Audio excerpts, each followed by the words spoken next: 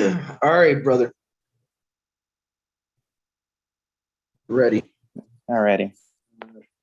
Zechariah 2. Okay, one moment. Let me just get my headphones. Sorry. Okay.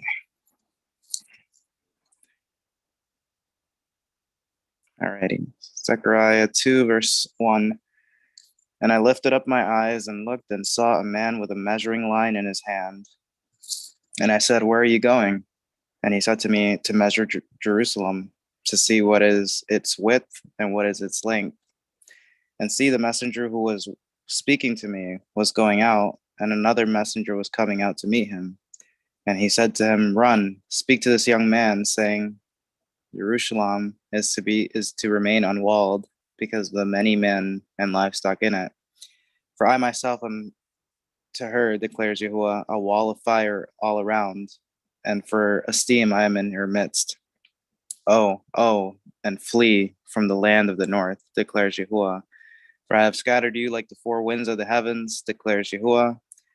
O Zion, escape, you who dwell with the daughter of Babel. For thus said Yahuwah Sabaoth, or thus said Yahuwah of hosts, for the sake of esteem, he sent me to the nations which plunder you. For he who touches you touches the apple of my eye. For look, I am waving my hand against them, and they shall become spoil for their servants. And you shall know that Yahuwah of hosts has sent me. Sing and rejoice, O daughter of Zion, for look, I am coming and shall dwell in your midst, declares Yahuwah. And many nations shall be joined to Yahuwah in that day, and they shall become my people, and I shall dwell in your midst. And you shall know that Yahuwah of hosts has sent me to you.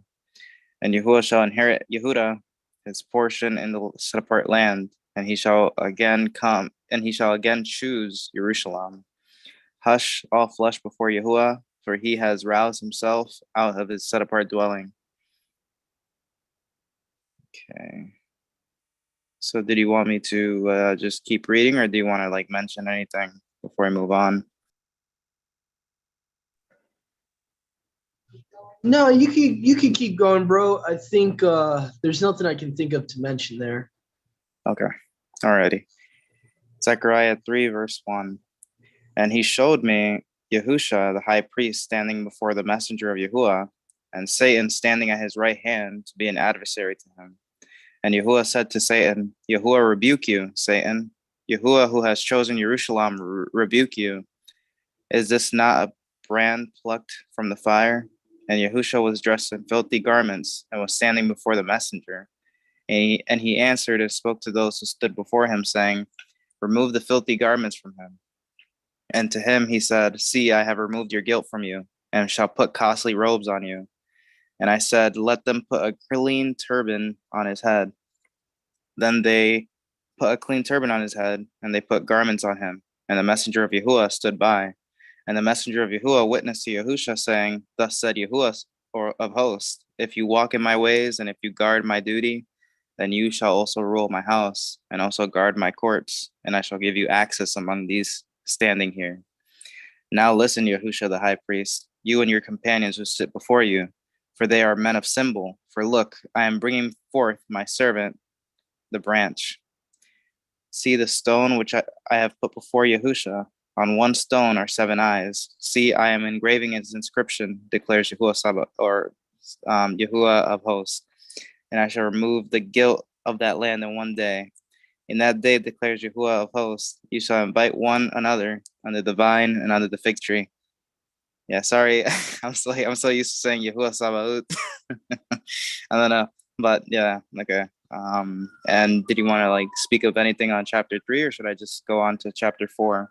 Yeah, I wanted to mention that I find it interesting. The Brenton's English Septuagint has it plural in verse 2. So I find it interesting because it could be showing that the messenger of Yahuwah is Yahuwah himself. Yeah.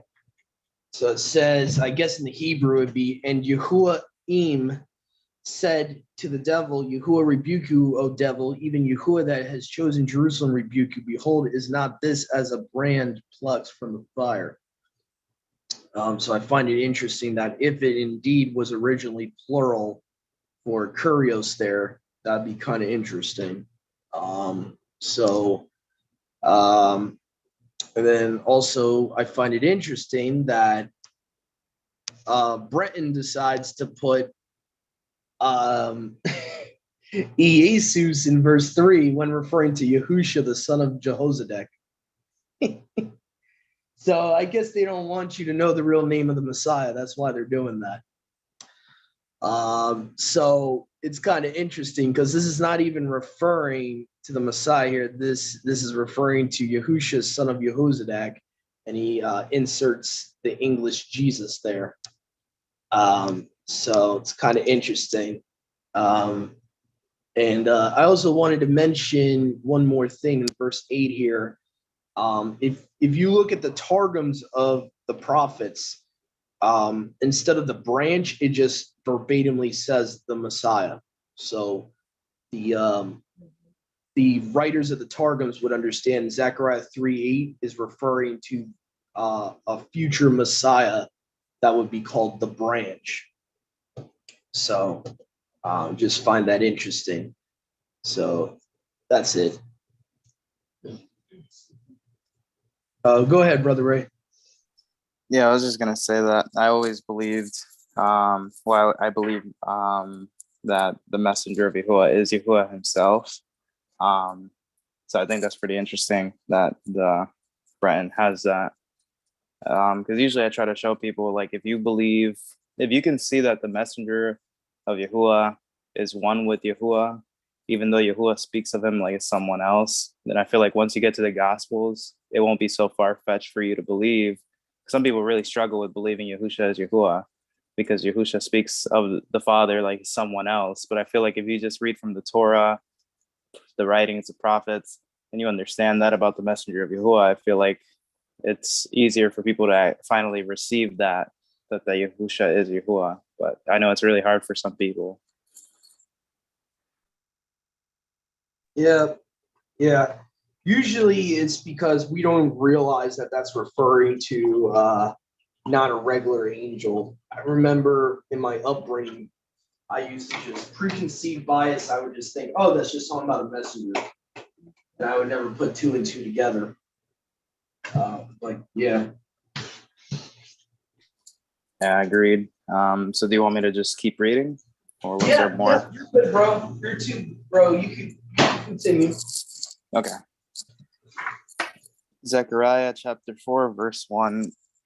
And the messenger who was speaking to me came back and woke me up as a man is awakened from sleep. And he said to me, "What do you see?" So I said, I have looked and see a lampstand I have looked and see a lampstand all of gold with a bowl on top of it. And on the stand, 7 lamps with 7 spouts to the 7 lamps. And 2 olive trees are by it, one at the right of the bowl and the other at its left. And then I responded and spoke to the messenger who was speaking to me, saying, "What are these, my master?" And the messenger who was speaking to me answered and said to me, "Do you not know what these are?" And I said, "No, my master." And he answered and said to me, "This is the word of Yahuwah to," I believe it would be Zerubbabel. Could be totally wrong, sorry. "Not by might nor by power, but by my spirit, said Yahuwah of hosts. Who are you, great mountain, before Zerubbabel? A plain. And he shall bring forth the capstone with shouts of favor to it. And the word of Yahuwah came to me, saying, The hands of Zerubbabel have laid the foundation of this house, and his hands shall complete it. And you shall know that Yahuwah of hosts has sent me to you. For who has despised the day of small beginnings? They shall rejoice when they see the plumb line in the hand of Zerubbabel. These 7 are the eyes of Yahuwah, which diligently search throughout all the earth." Then I responded and said to him, "What are these 2 olive trees, one at the right of the lampstand and the other at its left?" And I responded a second time and said to him, "What are these 2 olive branches which empty golden oil from themselves by means of the 2 gold pipes?" And he answered me and said, "Do you not know what these are?" And I said, "No, my master." And he said, "These are the 2 anointed ones who stand before the master of all the earth."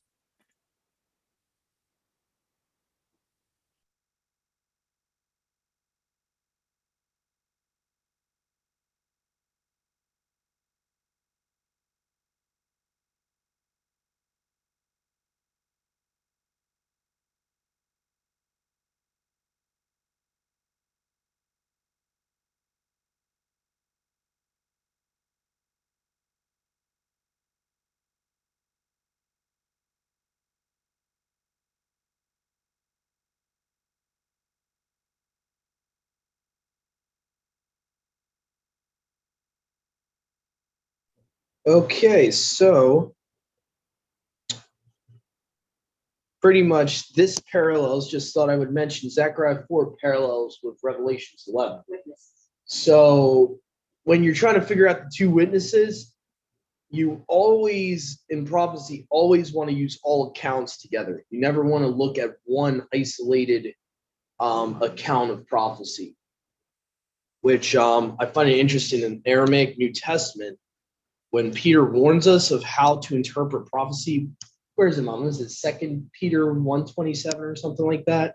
I'm trying to remember the exact, or 1 Peter. Let's see here. You know what? I'm just going to look this up real quick.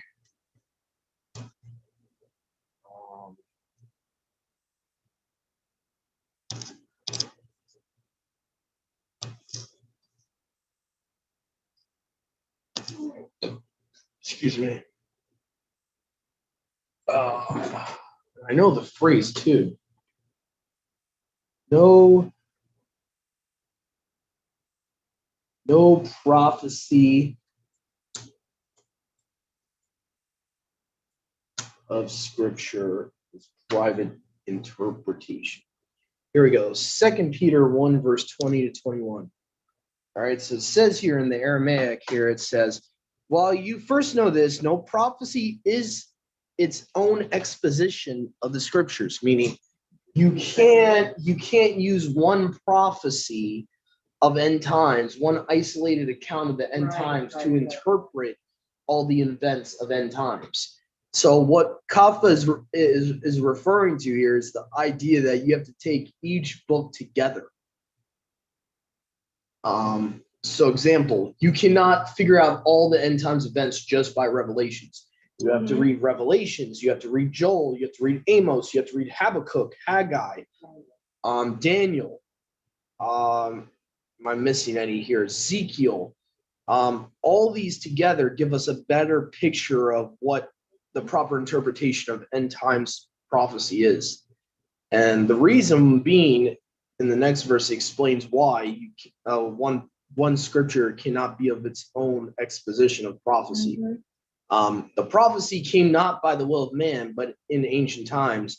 But when set apart men of Elua or Elohim spoke, being compelled by the set apart spirit.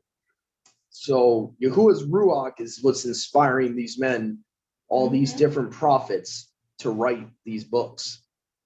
Okay, so for example, a lot of us misunderstand prophecy because we only read Daniel, we only read Revelations, or we'll read only one chapter of Joel and try to fit a doctrine around only one chapter from one book. Right.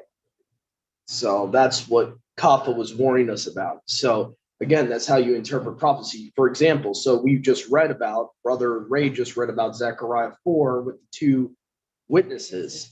So you should go to Revelations 11 and compare that with Zechariah 4. Because those two accounts are talking about the same prophecy pretty much. It's a second witness. And you see that Moshe himself, according to Torah, he says, when we rightly rule things, even with government in the Torah, even with deciding who's guilty or not, you go by 2 or 3 witnesses. 2 or 3 witnesses establish truth. So you cannot take one witness of its own, which is exactly what Kapha is saying here. So anyway, so that's a tube rule, I would say, how you interpret prophecy. So let's see here. I think we got one more portion left. We got the New Covenant portion. I would say, as far what the transfiguration would be, that would be a witness of Masha being one of the 2 witnesses. I would say that's one witness of that. Another witness of that would be the book of Jude, where Michael and the devil are fighting over the body of Masha.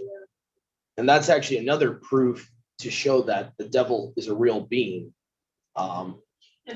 Just saying. You got someone fighting Michael for a body. Just saying. So I'm just saying. So, I mean, but there's multiple witnesses. It seems that Masha would have to be one of the two witnesses. Yeah. I would say Elijah, there's a very big proof other than just the transfiguration. You have two witnesses for Elijah as well, because you have the transfiguration plus the fact that he has to return before the day of Yahuwah's wrath. In like physically return, not just in spirit form, physically return before the day of the Father's wrath. So you have two witnesses for Masha and two witnesses for Elijah. FYI, I do think Enoch died. I don't believe the Christian interpretation that he was taken up to heaven to live up there forever. No, I don't believe that. Even when you look at the expounded accounts of Genesis 5:24, he's taken up there to the firmament, mind you, is actually the expound, both two witnesses for the expounded account. In Enoch, it says he was taken to the extremity of heaven. That would be the sky. Okay. Number two is the Targum. Pseudo-Jonathan agrees with Enoch in Genesis 5, literally says he was taken to the firmament. Not the third heaven, the firmament he was taken to. And I think in another book, I forget what other extra biblical book that agrees with Enoch, but there's one book out there that talks about he was taken back to earth and he eventually did die just like every normal human. So the proper interpretation in Genesis 5 is at that point in time, he was taken. He did not see death then, but that doesn't mean he never, ever, ever, ever didn't die. See, we tend to make assumptions, and in the Christian church, that's like a assumption. There's no real proof to that he didn't ever die even after that point. Hebrews 11. Thank you, brother. Thank you. Yeah, Hebrews 11 would say Enoch died. So, just saying. So Enoch was taken, when you really look at the book of Enoch and you're open to testing it and actually don't condemn it before reading it, you open and testing it, it clearly expounds on what happened to him in Genesis 5. He was taken to the firmament or the extremity of heaven. Okay, so that's what happened to him. So anyway, but yeah, I don't think Enoch's one of the two witnesses for that very reason. Multiple reasons why. There's no witnesses in the canon of itself or in extra biblical literature that he would be one of the two witnesses. I have yet to see any one witness even that would point to him being one of the two witnesses. Now, as far as Moses and Elijah, there's at least two witnesses for both men that they should be the two witnesses. So that's kind of where I stay at for right now. Yeah, go ahead, Brother Ray. I was just gonna touch upon where you're talking about with the Book of Enoch and giving it a chance. I used to reject the Book of Enoch just because I was told, and I feel like a lot of people are the same way. Like, you know, in Christian churches or just even in this walk, a lot of people tell them, no, the Book of Enoch's bad, and they don't give it a chance. I remember back then I only heard the Book of Enoch in the audio Bible, which, I mean, I feel like it's always better to read it instead of like listen to it, because at least for me, I kind of zone out and I don't really retain a lot of the information. So I just thought that I thought in the Book of Enoch that he went to heaven. So when I would read Hebrews 11 that he died, I was like, okay, well then he's not in heaven. But that was a very big misunderstanding on my part, because first off, I didn't even search out the matter. And I feel like a lot of people who reject Enoch, me included back then, I don't reject it now, but like I wouldn't even really truly search out the matter. I would just like listen to people, and I would listen to that heresy from Christianity that he was taken to heaven when he wasn't in Genesis 5. And then I would just pretty much just go off of that and say, oh, well, the Book of Enoch teaches he went to heaven, which a lot of people seem to think the same thing. They think that the Book of Enoch teaches he went to heaven, but I don't think it says that once. So he didn't go to heaven? He went to the firmament, it says in Enoch in context. It says he was taken up in a whirlwind to the extremity of heaven, like the sky. A lot of times heaven is not always referring to the third heaven. That's the first misunderstanding from the church we have. When a word is translated as heaven, You have multiple words, even in the canon, Genesis to Revelations, that sometimes the firmament is translated as heaven, the sky. Like you'll see in certain translations in Revelations, where instead of heaven, like the angel flew in mid-heaven, it will say the angel flew in the sky. So, like for example, there's three heavens. You got the firmament, the waters above the waters, and then you have, where the throne, the highest heaven. So Enoch never says he goes physically to the highest heaven. Enoch says he sees visions of the heavenly realm and the earth and all that. Never says he physically walked into the third heaven. It says he got caught up in the spirit. He was set up, caught up in a whirlwind, and then set at the extremity of heaven. When you look at the brother, is Enoch dead or not? Is he not dead? Him or Moses? Are they both not dead? Oh, all of them are dead. All of them are dead. Moses died a natural death. Enoch died a natural death, according to, I forget what other extra biblical book I looked at way back when, that talks about that he was sent back to earth after seeing the visions he saw, and he died a natural death. Elijah even died a natural death. Elijah never went to the third heaven. Neither did Moses. Elijah went in a whirlwind. And I think, if I'm not mistaken, it's either in 1st or 2nd Kings, talks about in the whirlwind set him somewhere else on the earth. So he was probably in the firmament at best. Elijah, he was taken to the firmament to be placed somewhere else on the earth. So when the King James said that they were no longer, they were no more, that doesn't mean that. No. What King James says was that Enoch was taken, and he did not see death, which is true. At that moment in time, he did not see death. It's not saying that he never died. We tend to make assumptions that he never died. The text never says that. The text says at that moment, in context, the text is talking about the moment he's walking with Elohim, walking with Yahuwah, and he's serving him and has a close connection with him. Elohim took him. Doesn't say he took him eternally up there to the third heaven. Does not say that literally. We assume that. Does not say that, because preachers have taught that without any biblical proof of that, other than that one isolated verse out of context. The verse is just saying he was taken. It doesn't even say where he was taken. It doesn't even say he was taken to Yahuwah's throne room. It just says he was taken. When you read Enoch, it makes it very clear where he's taken to. He's taken to the extremity of the sky, the firmament. The canon, though, of itself never says he was taken to the highest heaven to live there forever. It never says that. And that is mainly Christian tradition. There is no verse in the Bible of itself that you can get that. They're taking Genesis 5:24 and adding to it psychologically. They're actually adding to scripture by saying that, because it's not there.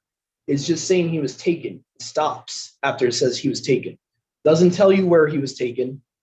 That's why I'm saying the only way you can find out where he was taken is if you read Enoch, or if you look into the Targums, because the Targums actually agree with Enoch. Like the Pseudo-Jonathan Targum says he was taken to the firmament, which is the first heaven, not where Yahuwah is. The firmament is the sky. That's the first heaven. So he was taken to the firmament where the clouds are to see the visions he saw. It never says that he physically went up to the third heaven. Even in Enoch, it never says that, if I'm not mistaken. It never says he went up to the third heaven.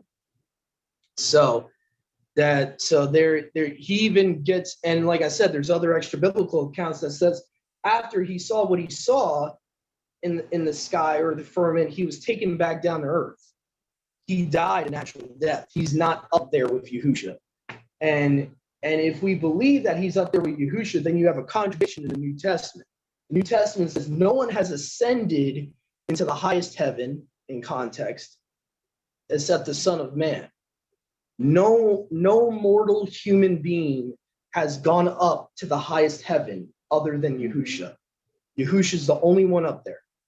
There is no David, there is no Moses, none of them. So Yahusha makes it very clear in his own words.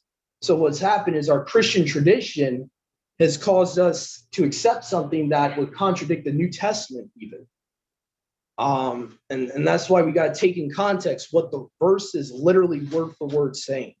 It's saying he was taken. That's it. Doesn't say where. That's why if you don't have Enoch, you're at the best, you can only speculate where he's taken. But Enoch very plainly says he was taken to the first heaven. It very plainly says that. It says the extremity of heaven. Yeah. And again, this idea of him going to heaven, I think the reason they misconstrued that verse from Genesis 5 is because it's a major Christian doctrine that you go to heaven right after you die. So I think it works with their false doctrine of you either go straight to heaven or hell after you die. So that's probably the reason they twisted that verse for that purpose. I've been to enough funerals. I've heard it enough in my lifetime where that whole Enoch situation is a straw man argument. They try to twist that verse from Genesis 5 to make a straw man argument that we go straight to heaven or the lake of fire when we die, which is not true. It's not true at all. You're not even judged when you die right now. Anyone that dies right now has to wait for the judgment. So, I mean, if we look at the whole view of scripture, that would contradict a lot of things.